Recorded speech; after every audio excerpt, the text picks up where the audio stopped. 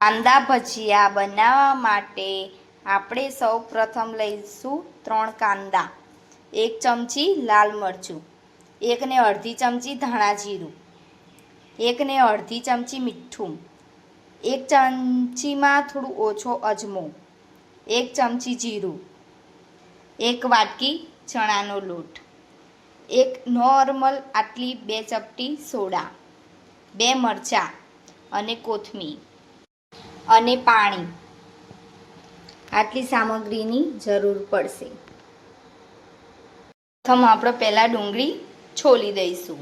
છોલીને પછી નાના નાના ટુકડા કરી દઈશું ડુંગળીના. પ્રથમ આપણે પહેલાં ડુંગળી સુધારી દઈશું. કાંદા બી કહેવાય ને ડુંગળી બી કહેવાય. તો ડુંગળી નાની નાની ચોપ કરી દઈશું.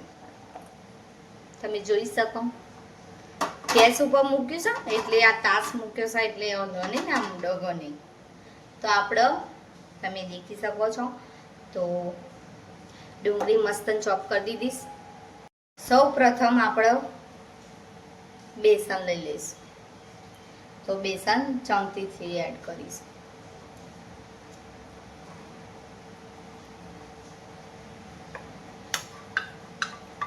એક વાટકીના માપથી બેસન લીધું છે આપણે. આ સાઈઝની વાટકી.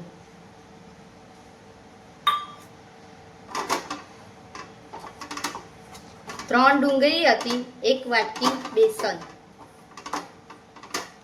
આપણે બધું મિક્સ કરી દેવાનું. પહેલા ડુંગળી અને બેસન, ચણાનો લોટ.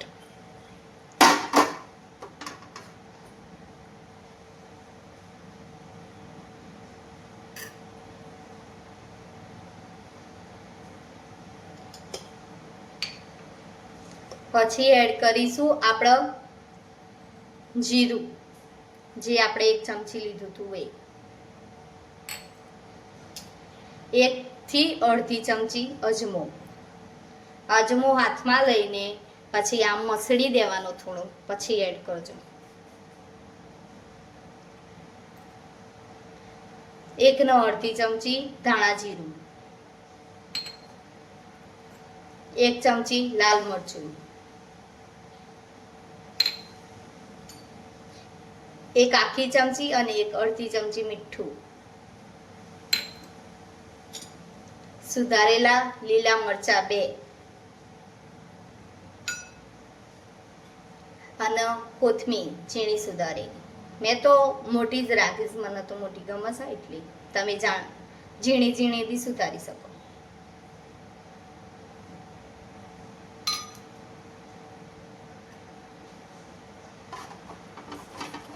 બધું મિક્સ કરી દેવાનું.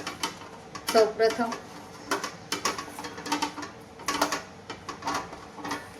આવી રીતે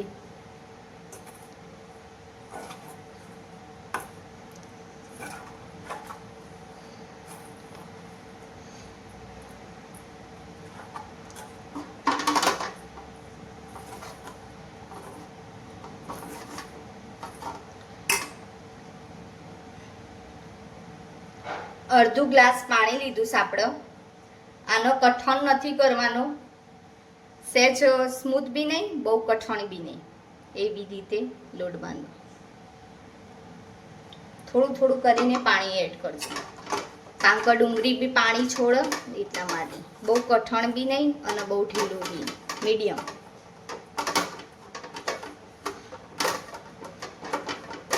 થોડું થોડું કરીને પાણી એડ કરજો.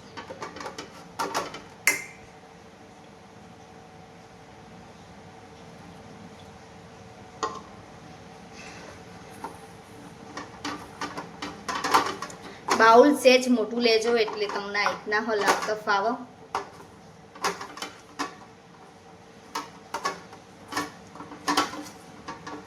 ટીકડી ભજીયા બનાવવાની. તમને પસંદ આવે તો બીજા લોકોને શેર કરજો.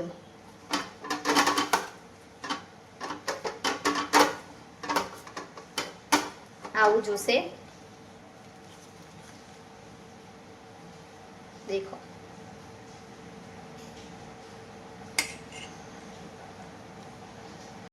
આ સમયે આપણે હવે એમાં સોડા એડ કરીશું.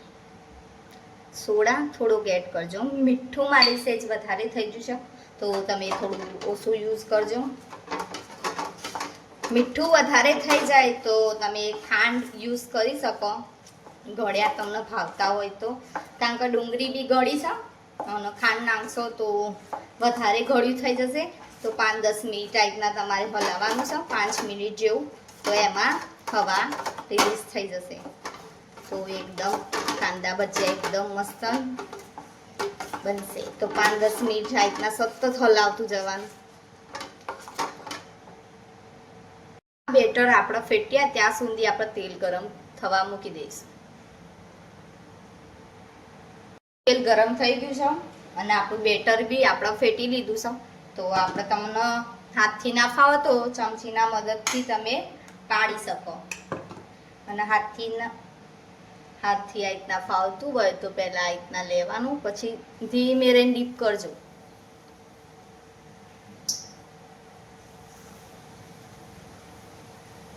ડુંગળી છે એટલે ગેસ ધીમો કરી દેજો. ખાલી પહેલા ફાસ્ટ રાખજો કે જેમ કે ફાટી જાય ને તો ખબર પડે.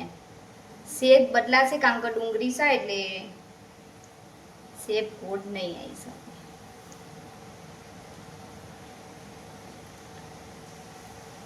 થોડા આજ કચરા શેકવાના, પછી કાઢી દેવાના બહાર.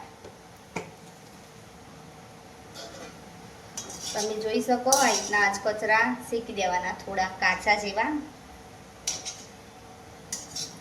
મારે થોડું તેલ વધારે ગરમ હતું તો એકાદો લાલ થઈ ગયો છે, તો આપણે કાઢી લઈએ હવે આનો. પણ તમે ધ્યાન રાખજો, ગેસ ધીમો કરી દેજો.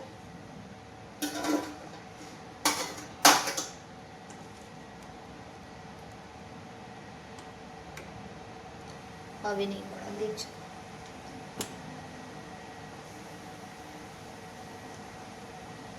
હવે એકદમ મસ્ત ઉતરશે. કચકચરા જ કરવાના અને ગરમ ગરમ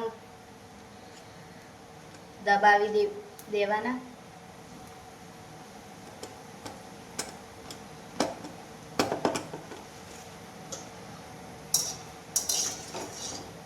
આવી રીતે દેખો એકદમ મસ્ત. ગેસ થોડો ધીમો કરી દેજો નમતી વખત, અને આ રીતના ઉતાર લેવાના.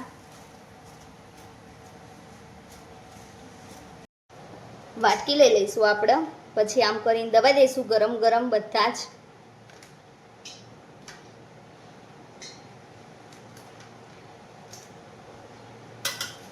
આવી રીતે બધા જ દબાઈ દેવાના, ગરમ ને ગરમ. ઠંડા ના થવા દેતા, નકર આ રીતના દબાશે નહીં.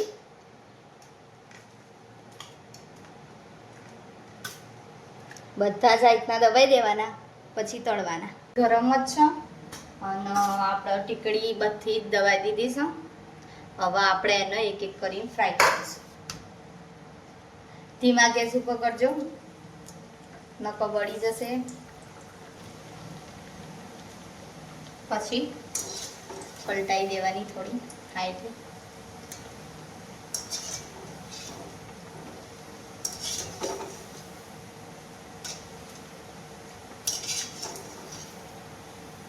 થોડી લાલ થવા દેજો તો સારી લાગશે, ક્રન્ચી અને ટેસ્ટમાં ભાવશે.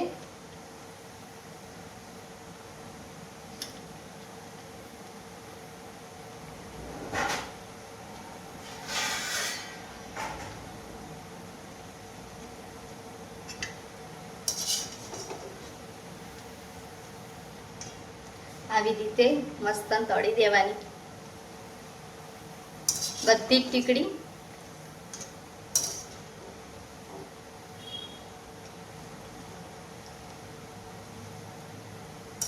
આ ભજીયા